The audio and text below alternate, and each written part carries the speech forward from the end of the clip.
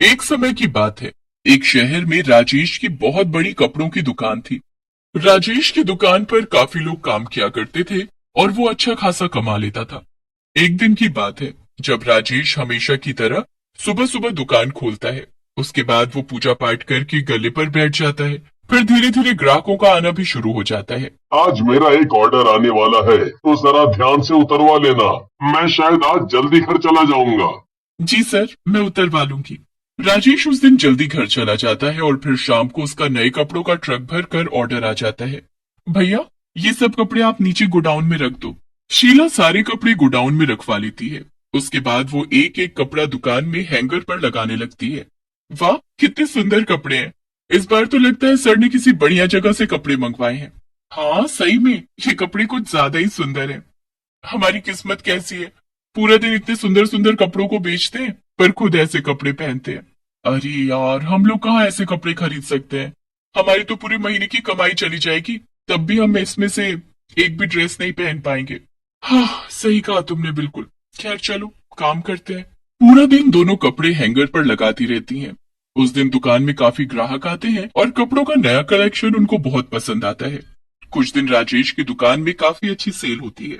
त्योहार भी आने वाला होता है, इसलिए अब राजेश को दुकान देर तक खोलनी पड़ती है। उस दिन रात के 12 बजे भी दुकान खुली हुई होती है। तभी वहां से एक चुड़ैल गुजर रही होती है, जो इतने सुंदर सुंदर कपड़े देखकर वहीं रुक जाती है। अरे वाह, इस दुकान में तो कितने सुंदर सुंदर कपड़े हैं। ऐसे कपड़े तो मैंने आज तक नहीं देखे। चुड़ैल उन कपड़ों को देखती है और फिर अपने कपड़ों को देखती है। मेरे कपड़े कितने गंदे हैं। मैंने तो आज तक ध्यान ही नहीं दिया। अगर मैं चुड़ैल हूँ तो क्या मैं सुंदर और नए कपड़े नहीं पहन सकती? मुझे भी नए नए कपड़े पहनने हैं। चुड़ैल को सुंदर सुंदर कपड़े देख बड़ा लालच आने लगता है।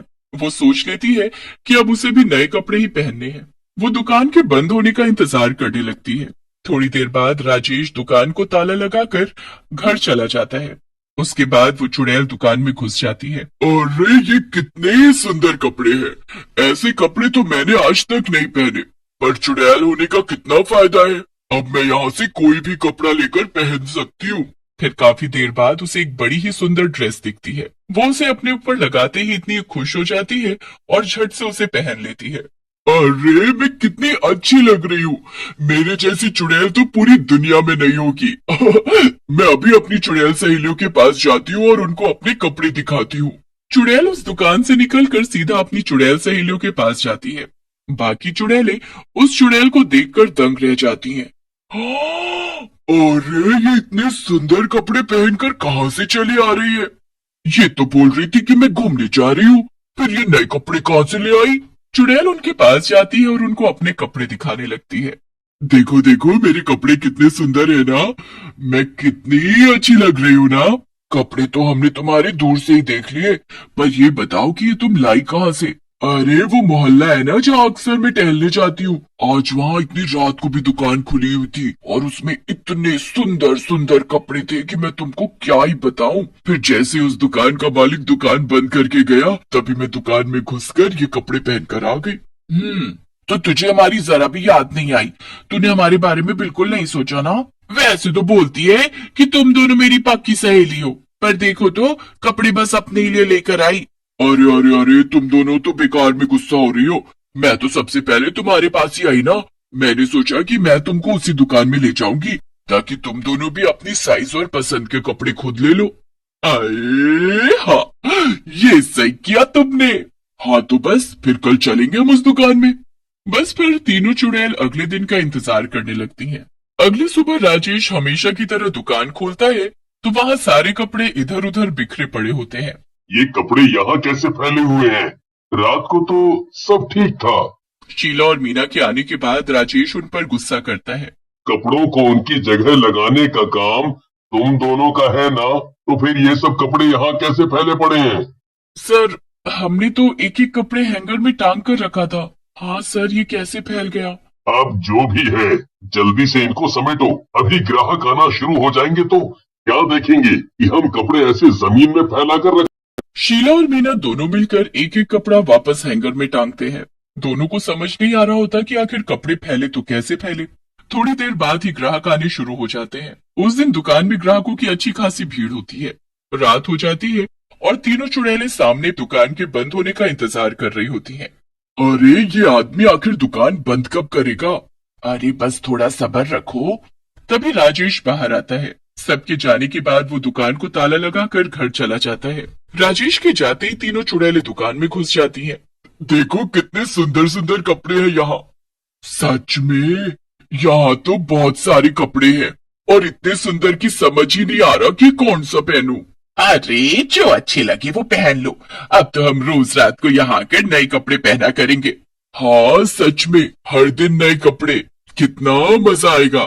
तीनों चुड़ैलें फिर एक एक करके अपने लिए कपड़े निकालने लगती हैं और शीशे के सामने खड़े होकर खुद पर लगाकर देखने लगती हैं।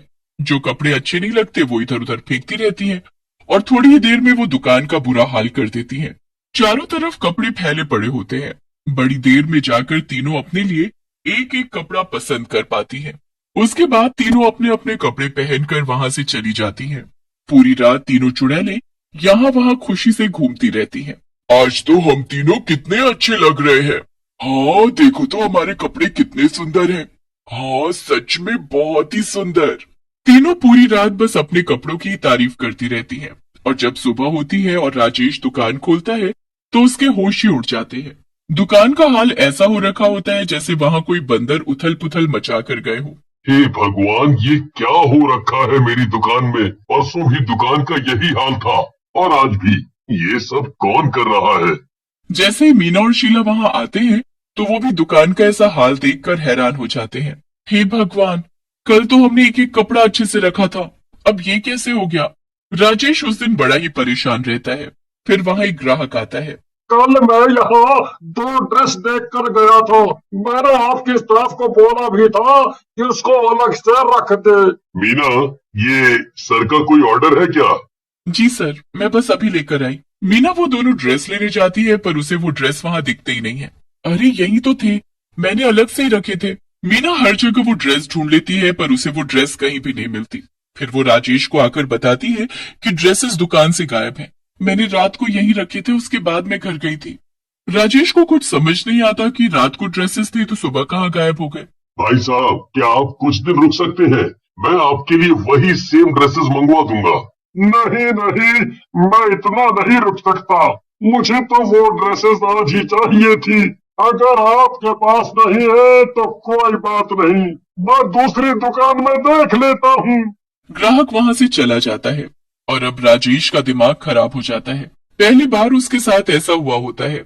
वो उसी दिन अपनी दुकान में कैमरा लगवा लेता है ताकि उसे पता चल पाए कि आखिर दुकान में ये सब कौन कर रहा है। रात को फिर से तीनों चुड़ैलें आकर दुकान में उथल पुथल मचा देती हैं और फिर अपनी अपनी पसंद के कपड़े पहनकर चली जाती हैं। उसके बाद वो पूरी रात यहाँ से वहां घूमती रहती हैं। अब अगले दिन राजेश आते ही कैमरे की रिकॉर्डिंग चेक करता है। फिर जो वो कैमरे में देखता है तो उसके होश ही उड़ जाते हैं। तीनों चुड़ैलें उसकी दुकान से कपड़े चोरी करके ले जा रही होती हैं। मीना और शीला भी रिकॉर्डिंग देखकर एकदम दंग रह जाती हैं। अरे बाप रे, ये तो कपड़े चुराने वाली चुड़ैल है। अब हम क्या करेंगे सर? ये तो रोज कपड़े चुरा कर ले जा रही हैं और हमारी दुकान का भी बुरा हाल करके जा रही हैं। मैं ना एक बाबा को जानती हूँ, उनके पास जरूर कोई हल होगा। शीला और मीना दोनों बाबा के पास जाती हैं और उनको सारी बात बताती हैं। बाबा एक पानी की बोतल में जादुई मंत्र पढ़कर उनको दे देता है। जाओ, इसी दुकान के हर कपड़े पर जाकर छिड़क दो। बस फिर वो चुड़ैलें कभी वापस नहीं आएंगी। शीला और मीना ऐसा ही करती हैं। अब रात को तीनों चुड़ैलें वापस आती हैं और दूसरे कपड़े पहनकर चली जाती है। उस रात उन चुड़ैलों को इतनी बुरी तरह खुजली होती है कि वो खुजा खुजा कर पागल हो जाती हैं। वो कपड़े उनको कांटों की तरह काटने लगते हैं। क्या मुसीबत है ये कपड़े? अरे फेंको इनको, हमारे पुराने कपड़े ही अच्छे थे। सही बोल रही हो तुम। तीनों चुड़ैलें वो कपड़े फेंक कर अपने कपड़े वापस पहन लेती हैं और दोबारा उस दुकान में कभी नहीं जाती। राजेश को चुड़ैलों से छुटकारा मिल जाता है। शीला और मीना बहुत खुश हो जाती हैं और वहां से अपने लिए एक एक ड्रेस ले लेती हैं जिसे वो त्योहार वाले दिन पहनती हैं।